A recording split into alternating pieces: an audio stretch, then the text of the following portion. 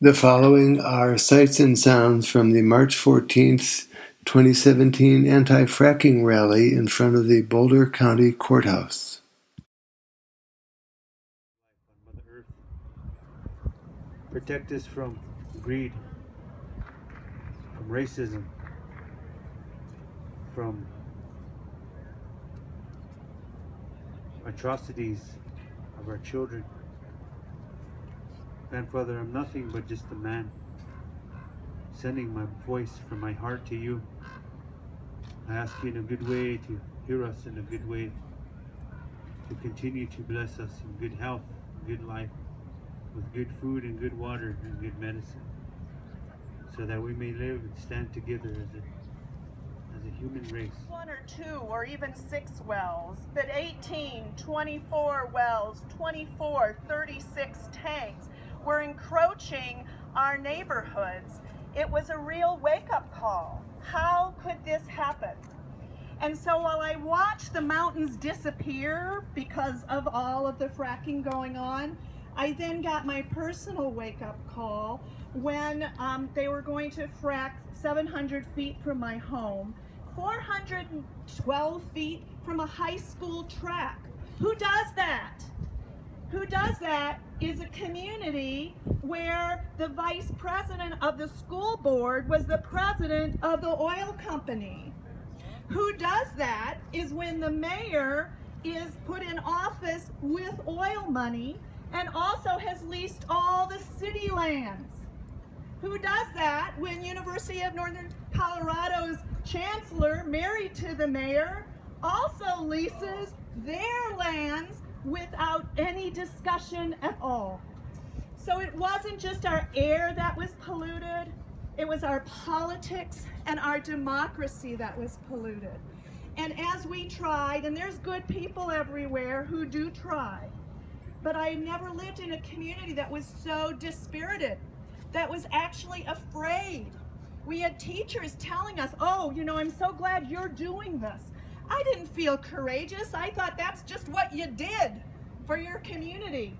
But they were frightened. They were afraid. And you know what? I'm sorry to say they had reason to be. And so we live in a time in this country that things are a little crazy, right? And if our governments don't protect us, people need to take their democratic powers all the more seriously and make sure at the local level our voices are heard. So having worked, thank you. Yes. I did promise Russell I would add this.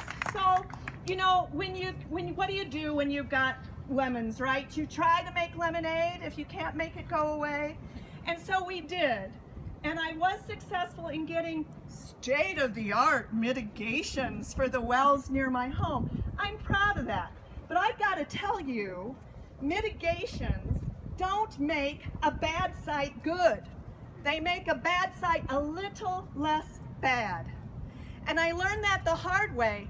I was so proud that they were going to have 98% capture of the VOCs, and I made them spend a little extra money, Well, then Earthworks comes in with their infrared cameras and takes pictures of these state-of-the-art wells and the plumes that are coming off of these wells. And I called COGCC and I said, look at these pictures. You said this wasn't going to happen. Well, we'll come and investigate. You know what they found? 2 things. One, every time the thief hatch opens to empty product, which is only 3 or 4 times a day, all of those fumes don't count. Those are allowable emissions. And then when they did have a leak, well, they'll come out to inspect that. Well, they sent the one guy out ahead of time so they could turn it off. And then the people with the enforcement power to fine them come 20 minutes later and pat them on the head. There's no consequences. So then I was asked to serve on the Governor's Oil and Gas Task Force. And hope springs eternal, right? I worked very hard with a lot of good other people to pass wonderful common sense recommendations. But even with the majority of passage, they were deep sixed if they didn't have all of oil and gas behind them. So the Oil and Gas Task Force in many ways was a sham. The only thing we passed that had a little shred of hope for communities was then sent to the regulatory process of COGCC and totally gutted. So last week, actually this week, Monday I found out, yesterday, that the Bella Romero wells next to an elementary school in Greeley, that was approved by our state. So if you think the state is going to look out for you, they are clearly beholden to the oil and gas industry. And so everything you can do now, I do believe, has ripple effects, not just for Boulder, not just for the Front Range, for Colorado, and I'd also believe for the nation. Because you'll hear this propaganda about how Colorado is better than all of those other oil states. In a lot of ways we are. You know, that's sad. That should be sad, that the rollback Pruitt is going to do of the common sense mitigations that we won in Greeley, that now should be across the country, won't be. And what I'm telling you is even that is not enough.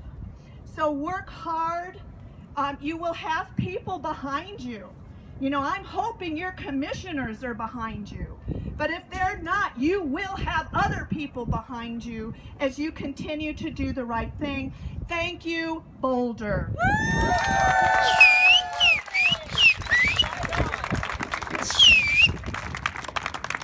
Now, all of this has to be put into the context of why it's important, right? Our ability to sustain health and safety, well-being, which is the Boulder brand. I mean, this county is built on health and wellness, right? And if we allow the COGCC to give carte blanche to oil and gas companies to do whatever they want in this county, and that is what will happen. Mark my words. If we don't take every action we have available to us to prevent this, this is what will happen. We'll turn into Weld County. So we're asking the Boulder County Commissioners to take bold action. These times require it. Okay? I co-counsel for what have been called the Climate Kids in their case against the Earth Guardians youth plaintiffs in their case against the state. So I take my inspiration from them, all right? They know what's at stake. It's our future, right? A livable planet. And so we're asking the commissioners to take bold action. Whatever you think you can do, go further. Whatever you think you can't do, give us the power to do it, okay? We have our own rights. We're going to assert those rights. We're going to take this fight to the state and not be reactive all the time, waiting till they define what we can do, what our suit must be, what our rights are. Okay? They put this in the box, and then they expect us to stay in the box. We're not going to stay in the box. No. Okay?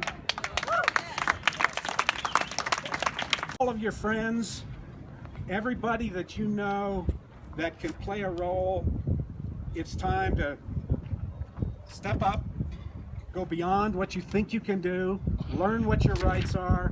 I'm happy to help anybody figure out what their rights are. And I'm also calling on the major corporations that are in this city, okay, and that are in Boulder County. It's time to use your power to protect this county, to protect the health, safety of the residents, to put your money where your mouth is on sustainability. Okay, Google has all these far-reaching sustainability goals. Says it's a leader. Okay, if you're a leader, step up. Take a public stand. All right. So we're calling on everybody. It's all hands on deck. But I want you to leave with this thought. All right. You don't know what's going to happen. None of us knows what's going to happen. In these times, we've all been sort of put in a position where we think we know what's going to happen, and it's not good. There are infinite possibilities. All we have to do is start acting, okay? Acting with courage, acting on what's right, not trying to handicap it all down the line and say, oh, that's gonna work, that's not gonna work, so I'm not gonna do that because I don't think that'll work. Do what's right, okay? So that's my message to the commissioners. Do what's right.